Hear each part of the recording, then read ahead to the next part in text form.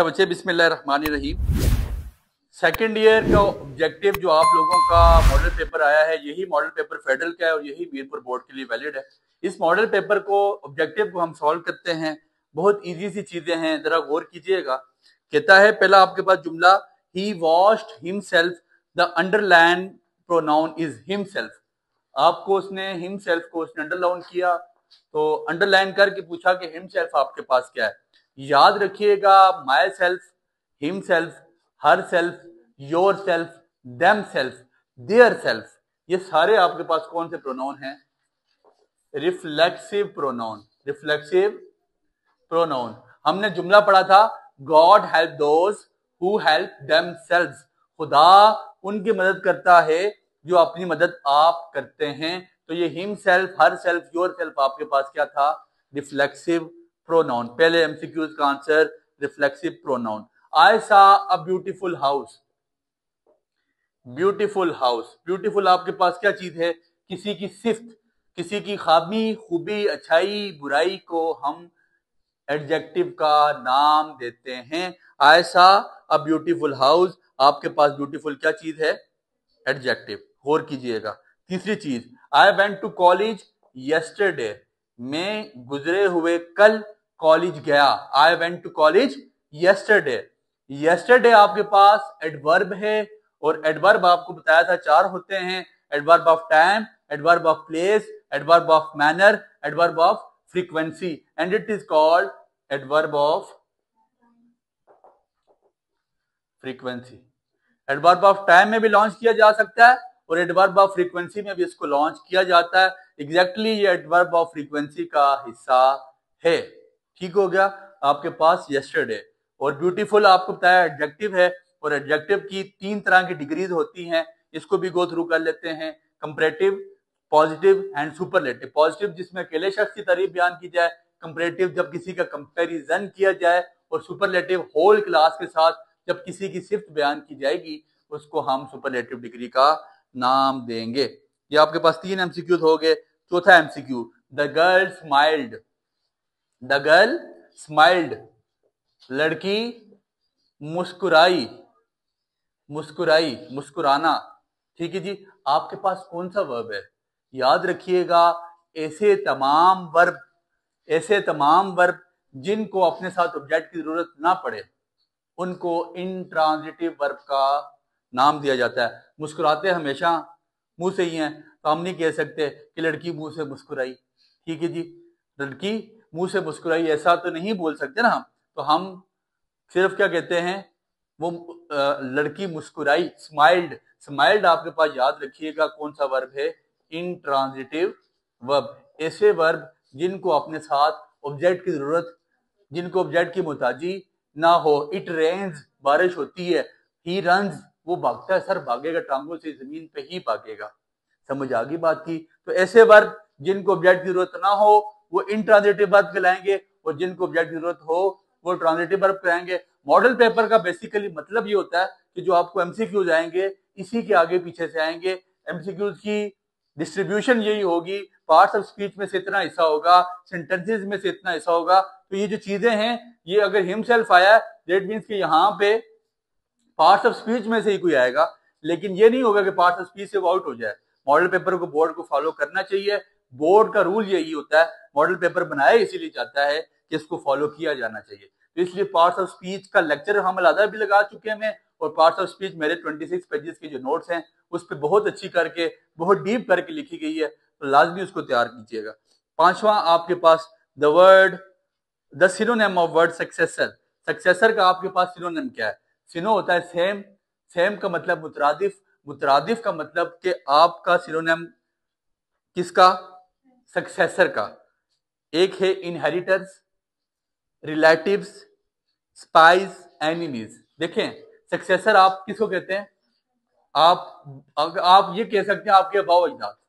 ठीक है जी। तो इनहेरिटर्स, आपने इनहेरिटेंस पढ़ा, हेरिडिटरी मटेरियल, वहां से जब बायो पढ़ाई थी आपको, तो सबसे पहले जब हमने स्टार्ट ही किया था वो हेरिडिटरी से किया था, इनहेरिटेंस। तो ये आपके पास क्या कहलाएगा? इसका करेक्ट आंसर आपके पास इनहेरिटर होगा। फिर आपके पास the synonym of stability. Stability का मतलब होता है इस्तेहकाम। मुतरादिफ क्या है इसका? एक्सप्लॉइटेड, यूटिलाइज, सॉलिडिटी, इसका इस्तेहकाम का आपके पास क्या होगा सिनोनिम? स्टेबिलिटी का सॉलिडिटी, सॉली। अब सुनिए, अच्छा एक चीज मैं आपको बताऊं, फर्ज करते हैं आपको सिनो नहीं आता, आपने तुक्का कैसे मारना है, आपने तुक्का मारना है जी, आपको इसका क्या है?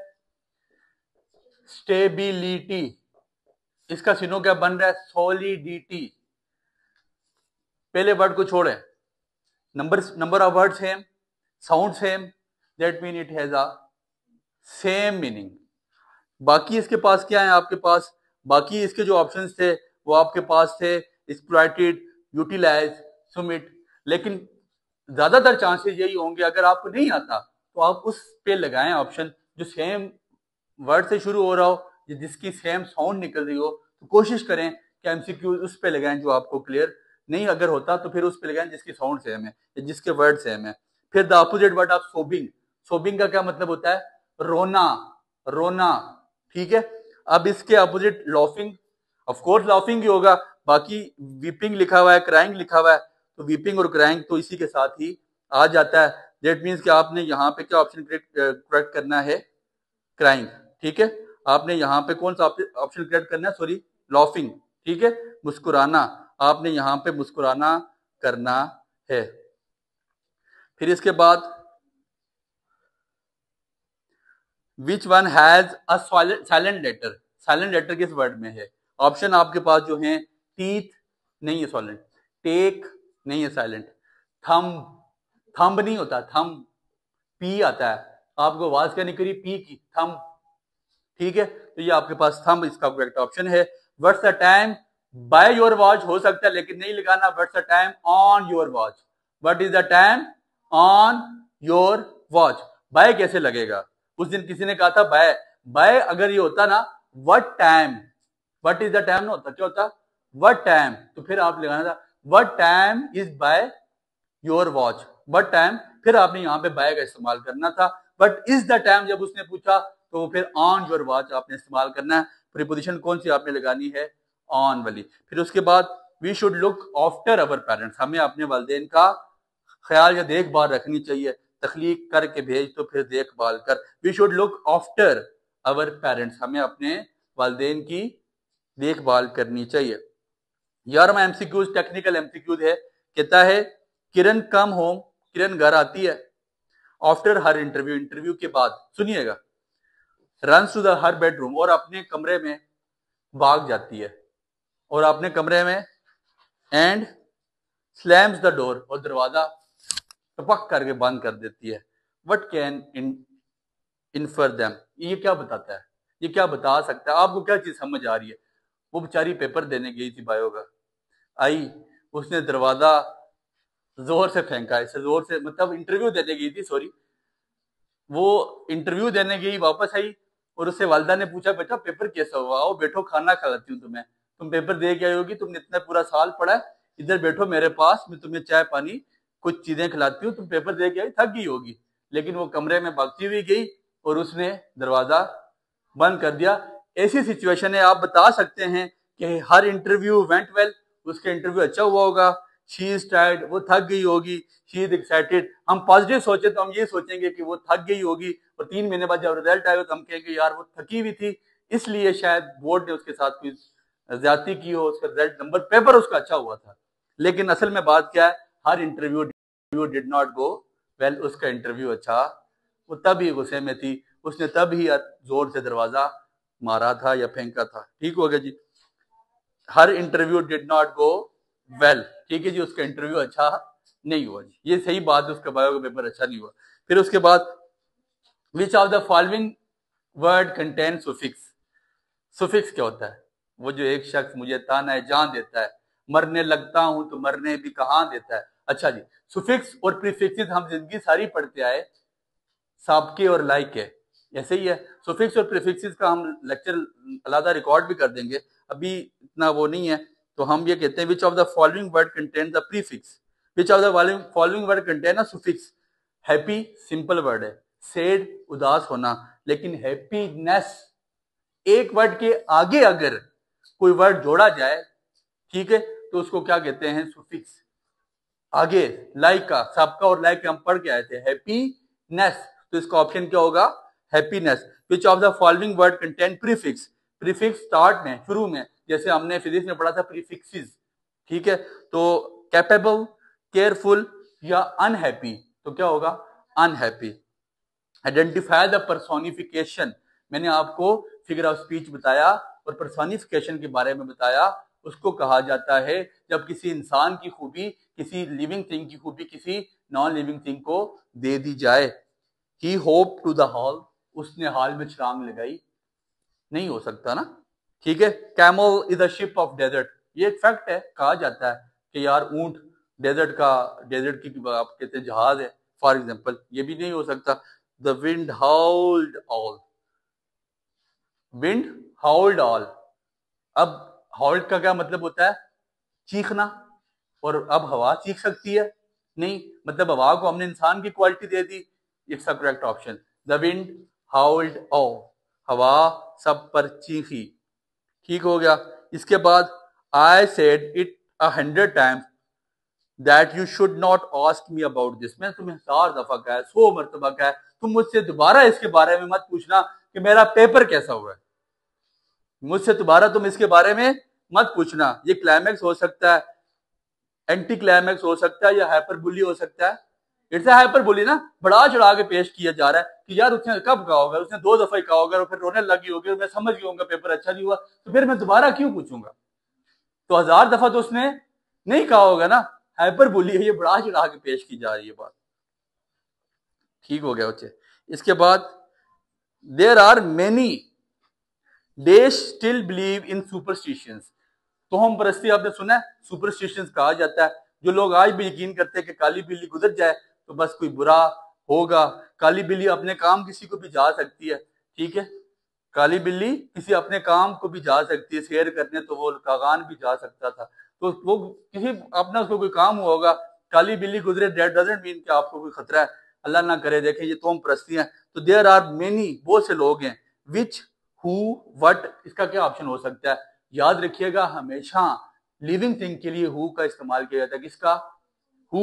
देखें God help those who help themselves, यहां हु का मतलब कौन नहीं है, यहां हु का मतलब है जो, खुदा उनकी मदद करता है जो अपनी मदद आप करते हैं, तो correct option is who.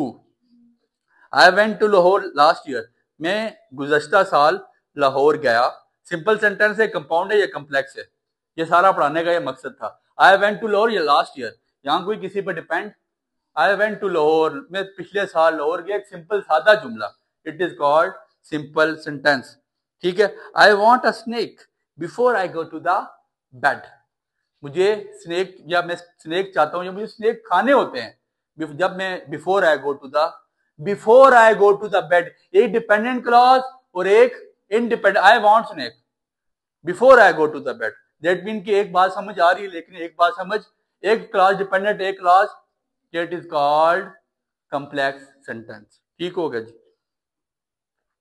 Which of one of the sentence exemplify past perfect tense, past perfect की क्या निशानी, past perfect head plus verb की थर्ड फॉर्म आती है, ये आपके पास past perfect बन जाता है। और आपका आखिरी MCQ, which one of the following sentence exemplify future perfect continuous, और future perfect continuous में will have के साथ verb की थर्ड फॉर्म का इस्तेमाल किया जाता है। I will have shopping since 3 PM, अब सुनिएगा, बड़ा टेक्निकल जुमला यहाँ पे आ गया, I will be shopping at 3 PM, ये तो नहीं हो सकता, फ्यूचर परफेक्ट मांग रहा है, फ्यूचर परफेक्ट कॉन्टिन्यूस मांग रहा है, sorry, I will be doing shopping नहीं हो सकता, आई विल हैव शॉपिंग नहीं हो सकता, I will have been shopping since 3 PM, been भी लगेगा और आपके साथ पास वर्ब की ING फॉर्म भी लगेगी। उम्मीद करते हैं आपको ये बातें समझ आई होंगी, दुआओं में याद रखें।